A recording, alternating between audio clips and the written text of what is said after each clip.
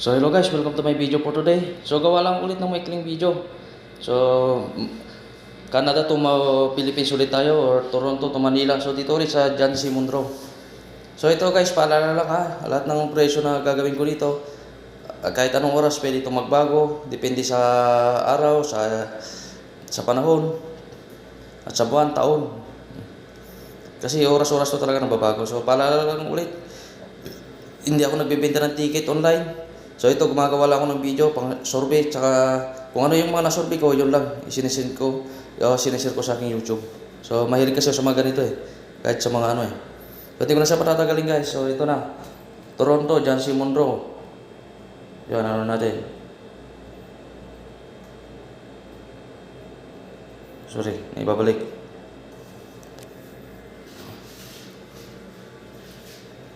Pero tanong nyo lang sa airlines kung ilang bagay yung available. Pero pag sa ano talaga, karamihan talaga niyan, 223 tsaka 7 kilos yung standard sa Philippine Airlines.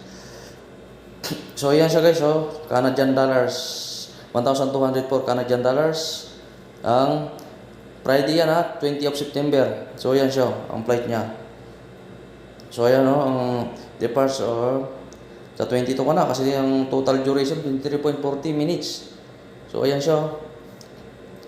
Yan si Munro, Calgary, Vancouver, bago makarating. So ayan, tingnan nyo na lang siya guys kasi sa-summarize ko lang to. Ayan, nakapokus ako sa price. So ito, ano lang din to, base fare pa lang to. Hindi pa siya yung total price talaga. Depende kung nakasama pa dito kung yung service charge or tax. Yan, October 20. Search.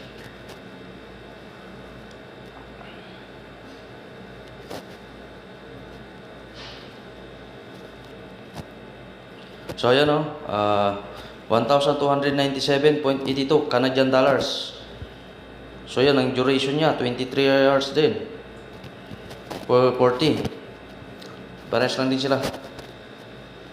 Yun nga lang, maano din. Medyo mas mataas. So ayan guys, chinik ko yung November hanggang March walang flight. November 24 hanggang March 25, chinik ko wala siyang available flight. So pero yun, hindi permanente yun. Maaaring pwedeng magbago yun kada oras. So ngayon, mag-focus lang ako dito sa September at October.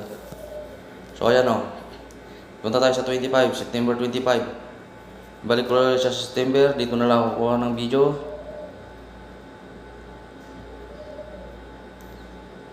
So bakit kaya walang flight? Nung nakaraan may flight Maaaring fully book na siguro. So ayan 1,297.82 Canadian dollars. So ayan, ganyan din yung ano niya. So kuha pa tayo ng isa. Ito naman tayo sa gusto ng September para makuha ng October.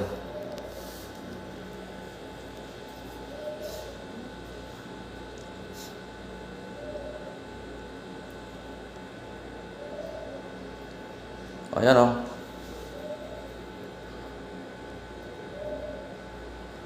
1,297.82 Canadian dollars. So ayan, 23, halos pares lang din ang ano nila. So ngayon,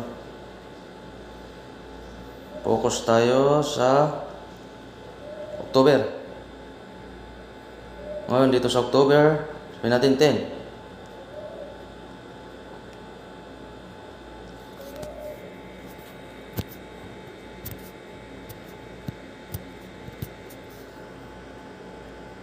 $1,330.82 Canadian dollars. So ayan Riyadh to Manila.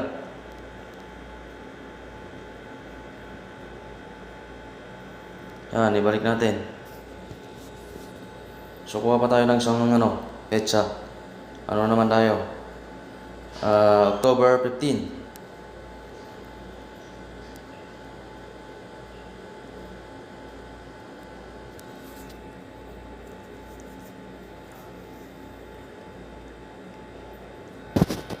So ayan 1,297 Canadian dollars.